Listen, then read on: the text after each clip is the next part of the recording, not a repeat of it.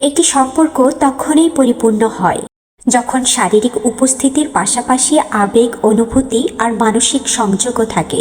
অনেক সময় আমরা ভাবি, আমি তো প্রতিদিন তার সঙ্গে আছি, একসাথে খাচ্ছি, বাসায় ফিরছি, এক বিছানায় ঘুমাচ্ছি, তাহলে দূরত্ব কোথায়? কিন্তু আপনি কি জানেন, কাছের মানুষও একসময় অসহ্য রকম দূরে মনে হতে পারে যদি আপনি তার মনের কথাগুলো শুনতে না শেখেন, যদি তার অভিমানগুলো বুঝে নিতে না পারেন। শুধুমাত্র পাশে বসে থাকলেই সঙ্গী হয়ে ওঠা যায় না। আসল সঙ্গী তো সেই যে মন বোঝে, যে ক্লান্তির ভিতরেও চোখের ভাষা পড়ে নেয়, না বলা কথার মানে বুঝে। আপনি যদি তাকে সময় দেন অথচ মনোযোগ না দেন, সেটা সময় নয়, শুধু উপস্থিতি।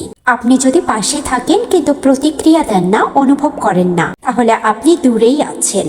একটা সম্পর্ক বাঁচে যত্নে, অনুভবের আদান প্রদানে, শুধু কাজের ব্যস্ততা নয়। মাঝে মাঝে নিজেকে জিজ্ঞেস করুন, আমি কি তার সবচেয়ে নিরাপদ জায়গা? তার ভিতরের ভয়, হতাশা, স্বপ্ন, এসবের মাঝে আপনি আছেন তো? মনে রাখবেন, ভালোবাসা শব্দে নয়, আচরণে প্রকাশ পায়। কারো পাশে থেকেও যদি সে নিজেকে একা অনুভব করে, তাহলে সম্পর্কের গভীরতা নিয়ে ভাবার সময় এসেছে।